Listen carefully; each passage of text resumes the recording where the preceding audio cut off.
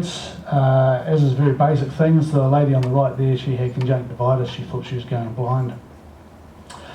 The lady that we're assisting down the steps there in the middle, she'd been lying in the shade for 2.5 days, and she was getting on with dying.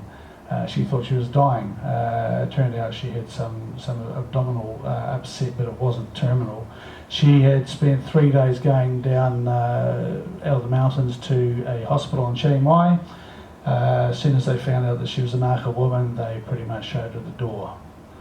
So because these kids, they don't have their legal status, as I said, so they're not going to get medical assistance.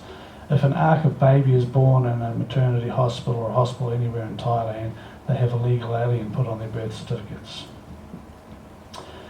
Clean water and sanitation is another area of focus for us.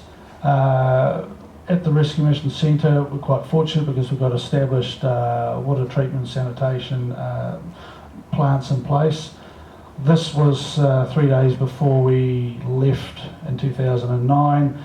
The reason they're all crammed into the ute there is because we ran out of water at the centre. The creek supplying the water dried up. And so these kids were going down to the local river in Masui to have a bit of a bathe.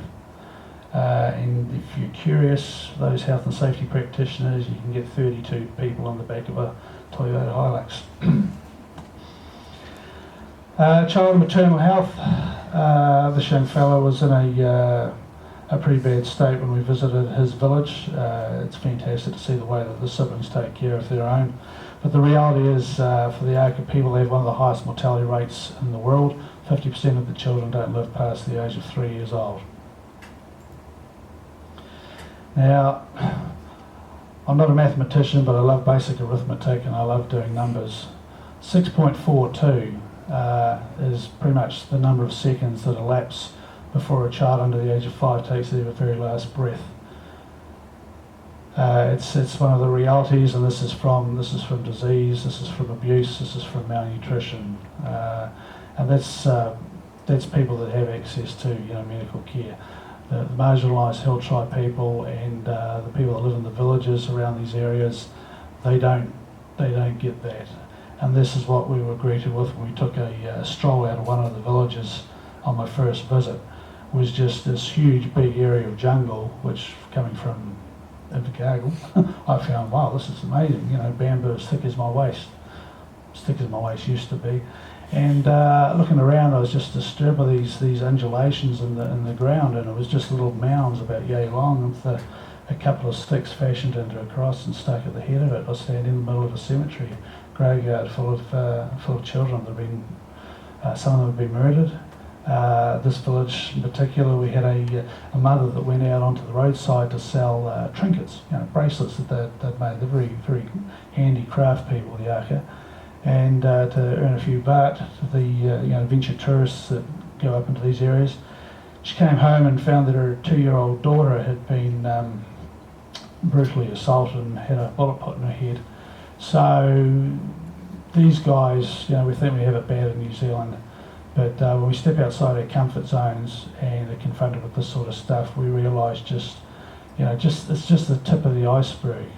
And I applaud and I admire these young people for the journey, the adventure that they're preparing to embark on, because it is extremely in your face, it's extremely confronting, and it's intentionally planned that way. This is an immersion experience these people are going to be undertaking, because nothing else will enable you to then take the very next step. What we're doing in November is just very small potatoes compared to what's to come, but I'll tell you about that in a minute. So 6.42 seconds, by the time we're out of here, an hour later, 560 kids are dead. If you like to think about it maybe in a week's time, you can see how the numbers are creeping up. So annually we're looking at a statistic of about 4.9 million kids under the age of 5 die every year. We don't see too much of that in the newspapers or hear it on the telly. But it's the reality. Education. Now, education is the key for these kids, because if they get educated in Thailand, they accrue points as they go through their schooling, at the conclusion of which they are able to apply for and get awarded citizenship. So then they have citizenship in, say, Thailand, And that puts them on more of an even keel with the Thai kids when they're applying for jobs and that sort of thing. Going to schools, currently ARCA kids, they go to the local school in Missouri and they can sit in the back of the class for 2-3 years and get ignored by the teachers. Okay, because they have little value, there is no interest to the teachers. They are in some respects, but I'll touch on that in a second. This is a school. It doesn't look like a school, but it is a school. It's a school in progress. We started building this back in 2011. We haven't progressed much past this point, although we're at the point now where we need to put a roof on and a few walls.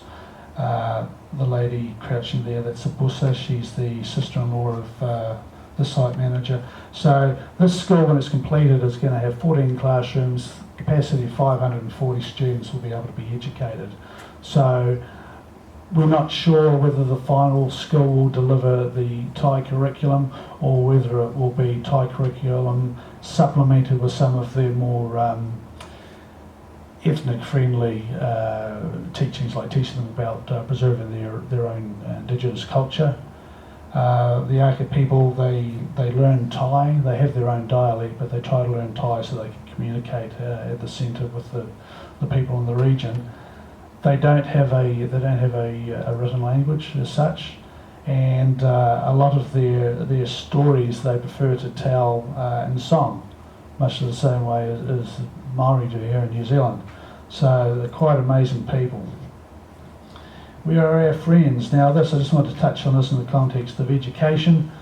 So 6 years ago, school holidays coming to an end. It was nearly May, time to start school again.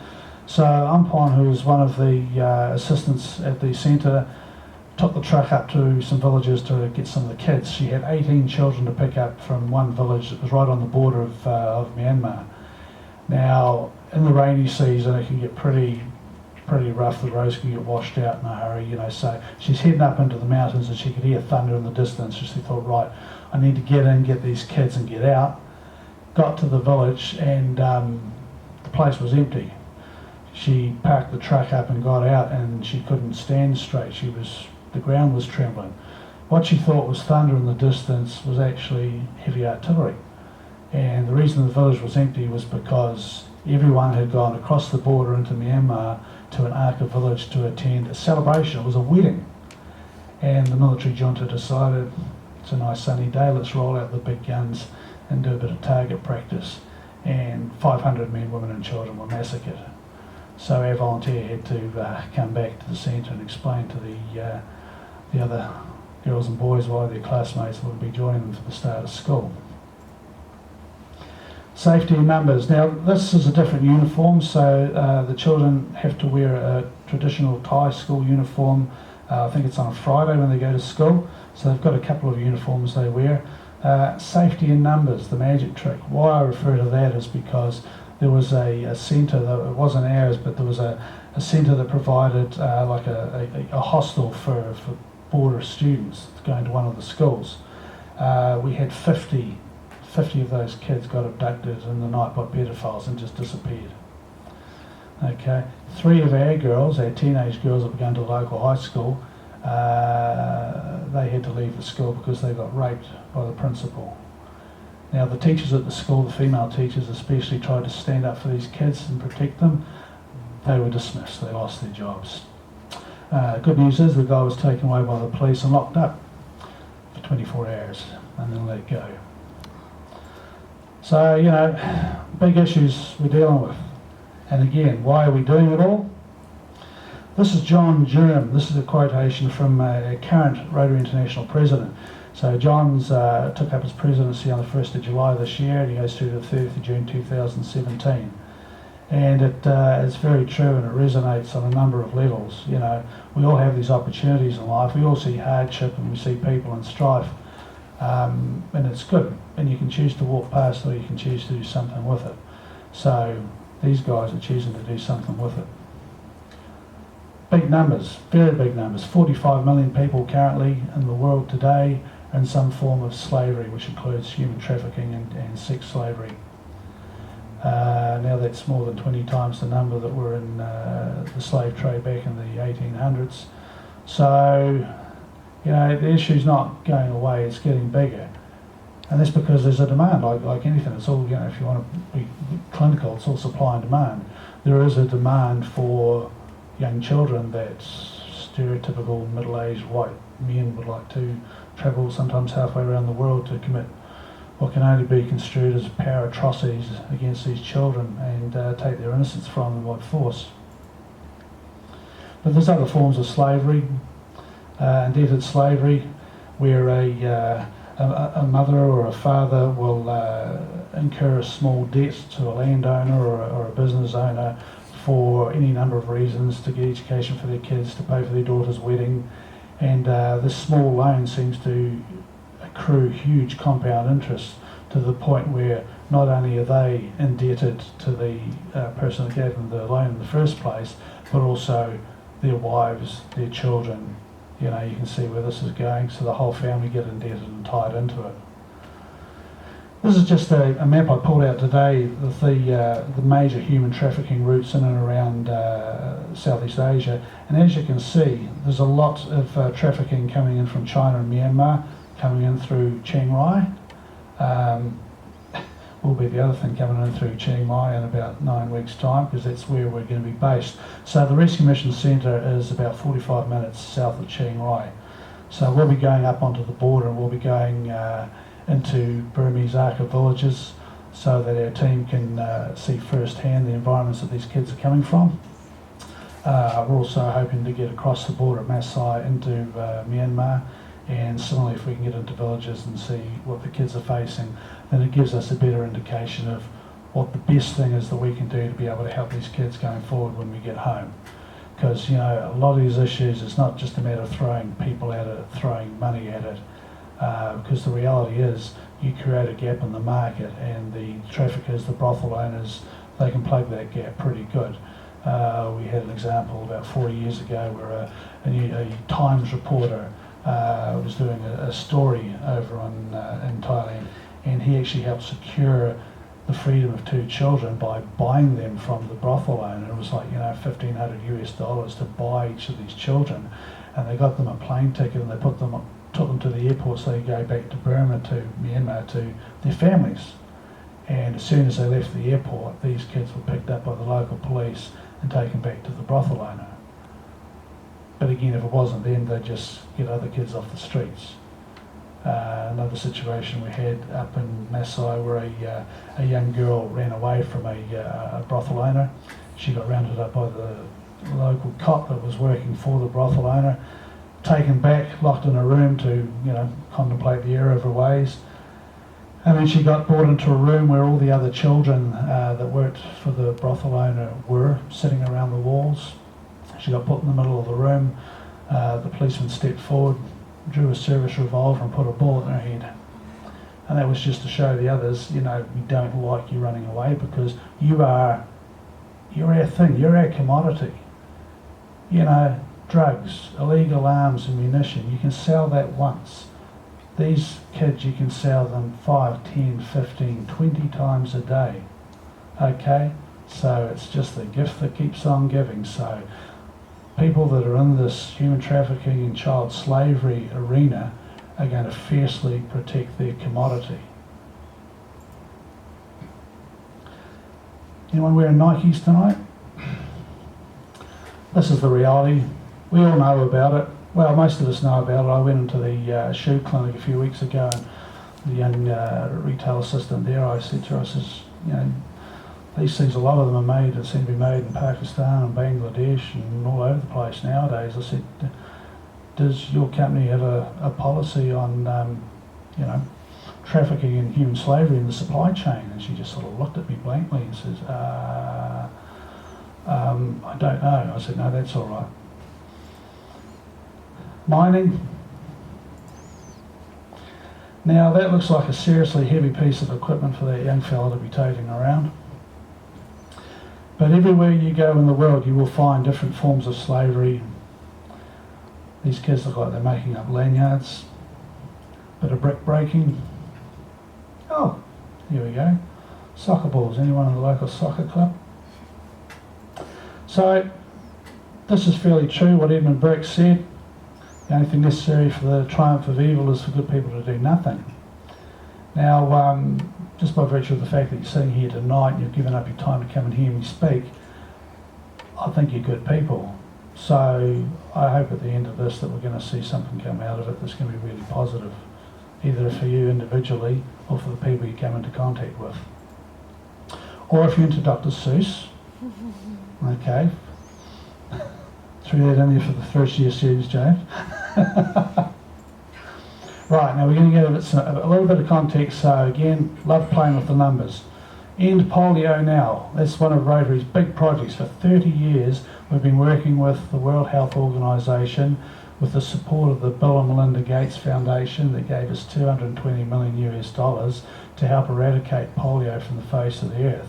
In 30 years we have spent over $1.4 billion on eradicating polio. Problem is, in the same 30 years, there's been over $1.8 trillion spent on child sex slavery and prostitution. 2 billion kids in the world, so that's what, a quarter of the world's population, have been immunised against polio in the last 30 years since we started this project. That is absolutely huge. We've got polio on the back foot now, and we're going to see an end to it in our lifetime very soon, aren't we, Susanna? Susanna Walker, who's in our club, she's also involved with the NRG Club, New Rotary Generations. She's spearheading the campaign for promoting the polio eradication program in Dunedin. So there is an upcoming event that's going to be generating a bit of awareness and trying to get support for that campaign. So if you see Suzanne on the street, be very nice to her. She's a good person. Again, the numbers climb up. So in the same 30 years, 361 billion child rapes. And that's just based on the figures that we know about. That's, the average child is getting sexually assaulted anywhere up to 15, 20 times a day, every day. They don't get holidays off like we do. Okay? Every year there's 2.2 million new children abducted into brothels as child prostitutes. Okay, so that's massive. It's huge. Oh, look at that, it's huge. Can't possibly make a difference. Well, I beg to differ. Now, one of our volunteers, Sam on the camera over there, was manning a fundraising event that the guys were doing to get money to get the team over there in November, and it was a barbecue. And unfortunately, during the course of the night, she was approached by a young gentleman that deemed that what we were doing was not the right thing because he'd been to Thailand and he said it was too big an issue to deal with. You're not going to make any difference. Far too big. Well, this is where Project Starfish came from. Okay, now you've probably all heard the story, the parable, whatever you like to call it. I'm going to tell you it again because some may not have heard it. Okay, this is based on a young man who one morning was walking along a beach. Now, the previous night there'd been a huge storm. You're nodding, you've heard this one. And there was a lot of debris washed up above the high tide mark. In the distance he could see a figure coming towards him, and this figure was periodically stooping down towards the beach and then casting his arm out towards the ocean. When he got closer, he recognised it as an elderly man. They met and exchanged greetings, and he said, "Wow, big storm last night." And the old man says, "I know, it was huge." And he said, "What are you doing?" He said, "Well, all of these starfish have been washed up, and they're way above the high tide mark, so if I don't save them, they're all going to die." And the young man sort of looked at him incredulously and said, "Well, there's far too many of them, you can't possibly make a difference." To which the old man bent down, picked up the starfish, threw it in the ocean and said, "It made a difference to that one, and that's it, the one." If you put it in any other context, if you think of the millions of people in slavery, if you think of the billions, hundreds of billions of dollars in child prostitution, you'd probably just sit in a corner and rock quietly and sob to yourself.